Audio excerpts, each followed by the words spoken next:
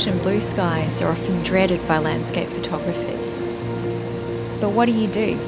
Just pack up and go home? Not a chance. I'd spent sunrise on this particular morning shooting elsewhere and was keen to continue my great day out capturing this iconic rock. To do that, I was going to have to embrace daylight and, if needed, make black and white my friend.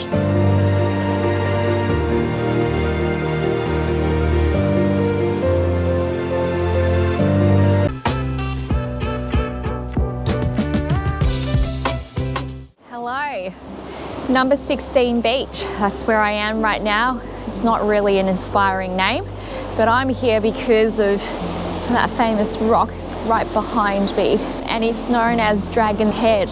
It's best to see it here at sunset. I was here last night and unfortunately it was an outgoing tide, but it was only a few hours after high tide, and the rock and the rock shelf were still completely covered and submerged in water, and there was just no way to access it. So unfortunately I was quite disappointed. I had to head home, but I'm back out here today where I can head out there. Of course, it's, you know, harsh daylight now.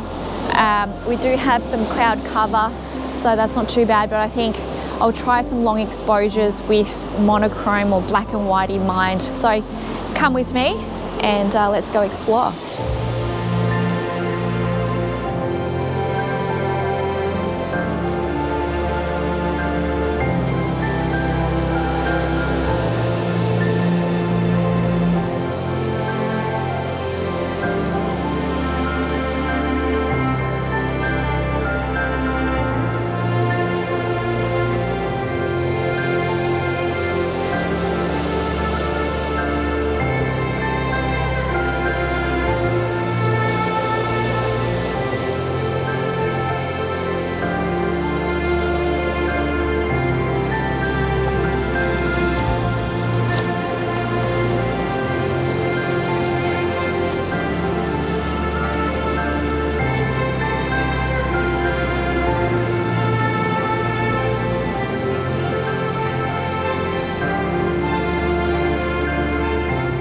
This place is just beautiful.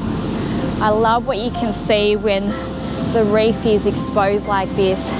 You see the algae, the seaweed, just a whole host of life form. So delicate, so diverse, very special. And I can see the Dragon's Head just in front of me. So what I'll do is I'll walk across that sort of embankment there and then focus back onto the Dragon's Head there. Apparently from that angle you can really make out the head much more clearly, much more defined, and I'm glad that the clouds have rolled in a little bit so that the light is a little bit more dappled and somewhat flat, I suppose, and it's nice to have some clouds as well, just to provide a little bit of a feature and some details in the sky as opposed to being just plain blue. So let me make my way across and then get set up. So as you can see all around me, it's actually quite wet. It's no dry spot at all where I can just plonk my bag down. So this is going to require a certain level of dexterity on my behalf, a bit of juggling and balancing act to get all my gear out without putting my bag down and keeping everything dry. Well, people who know me know that I'm very clumsy the best of times, so trying to juggle all of this and not drop anything will be an amazing feat on its own, I think.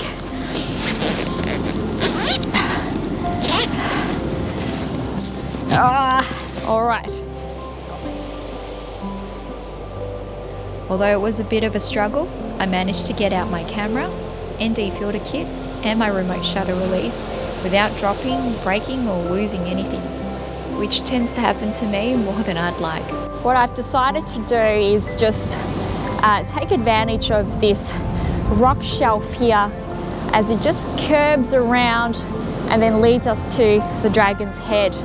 So sort of focusing at this height, almost slightly looking down to make sure that there's good clearance between that rock ledge where the water is pouring down into and the pool separation there, because if I do get too low, I don't get that view.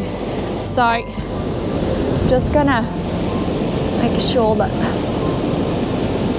yeah, that's all in focus. So I've got the horizon in my top third, bit of the clouds, not too much there. It's not particularly interesting. A lot of the foreground leading up to the rock there. So that was an 8-second exposure. Should have my sunnies. I like the motion of the water in there. That's actually not bad. I really like that.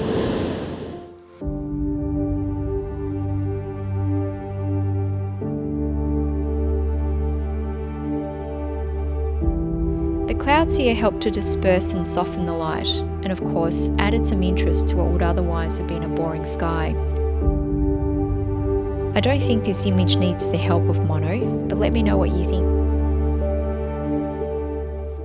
Alright, so as you can see, I've switched up my composition slightly. I've gone more in front of the dragon's head, and I've got these rocks here just sort of creating a leading line up to the dragon's head. So I've focused initially, which I think is very important before you put your ND filter on, and I think 8 seconds is still working out quite well for me. So just putting that over to timer, pretty much got the dragon's head straight smack bang in the middle, center towards the top of my frame. 10 seconds, timer on. Let's have a look. Oh, the waves are so strong. As I always say, when you're out doing seascapes, particularly at the beach, out far like this, you've always got to be mindful of your conditions around you, and you've got to know your tides. So make sure you do a lot of pre-planning to understand your location, what conditions you're working in, and never ever have your back to the waves or the ocean, because it can be deadly, absolutely. Yeah, that's look, that's perhaps too slow a shutter speed, because I'm getting all of, as the water is pouring over the ledge there, it's really just merging. My 10-second shot, all of that was just really quite a blur, really, just because it's all blended together and I don't get those distinct streams or waves, I think, which is quite nice. I think I like to see a bit more motion. All right, so I'll take that again and I'll do it with a slower shutter speed, and hopefully we can capture the motion in the water that I'm looking for. So what I'll do is, I think to deal with that, I'm gonna bump up my ISO, and so I've gone up to ISO 320, and I'm gonna reduce my exposure now to 5 seconds, still at f11.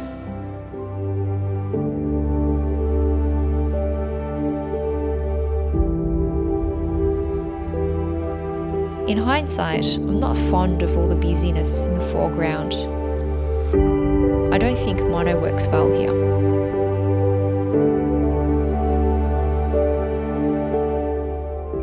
There's just so much more water here now than there was before, so I'll take a few final compositions here, looking side on again, trying a few different angles. Okay, so I'm zoomed in fully now at 24 mil. I'm on f10, and I'm going to reduce my shutter speed, so I'm going to go down to, let's try 3 seconds.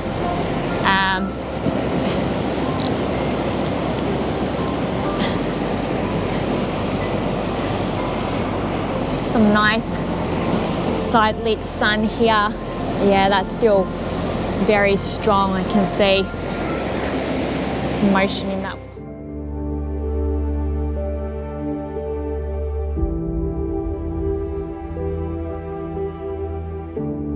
I think mono is better applied to this image and some of the following images, where the compositions are a bit stronger, there's more texture and greater tonal contrast.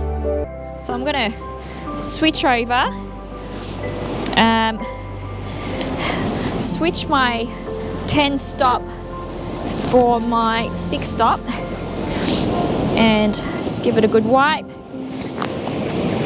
sure there's no dust. Yeah, waves are strong. Strong, strong, strong. All right, so let's reduce ISO back to 160.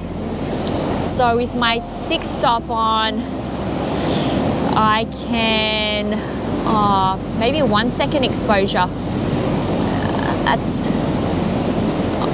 I'll go, yeah, I'll go, wow. I've got to film some of these waves. Ah, that's strong, strong, strong.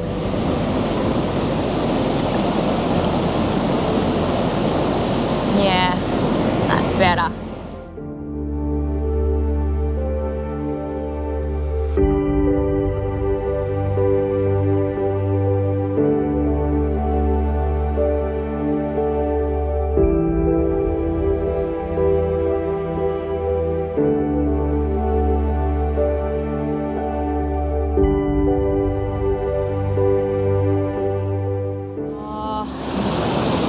Can I sneak in one more shot?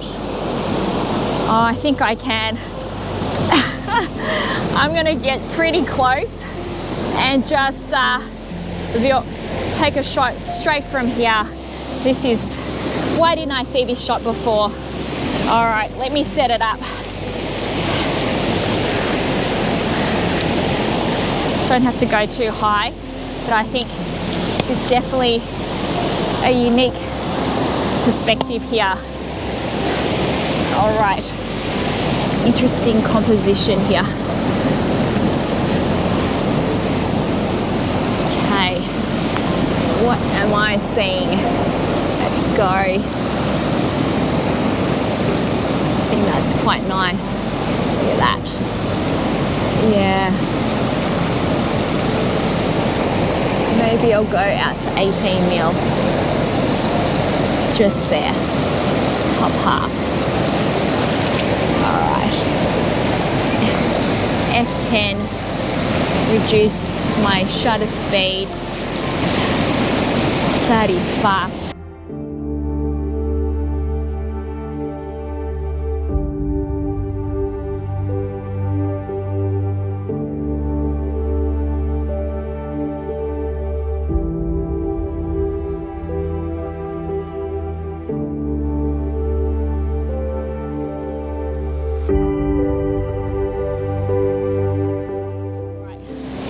I think that is it. I think that is it. That does me. Yeah, I've been here for about 2 hours now. Lost track of time. It's felt like it's only been 10, 15 minutes.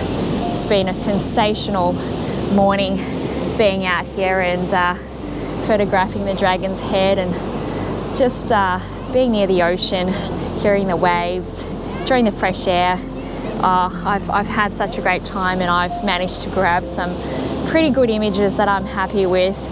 Definitely will come back here for sunset at low tide. Always remember that. You can only access this place at low tide anyway. But just a magical experience. Loved every moment of it. Thanks for joining me on this week's video, and I will see you in the next one. Take care, take it easy. See you later.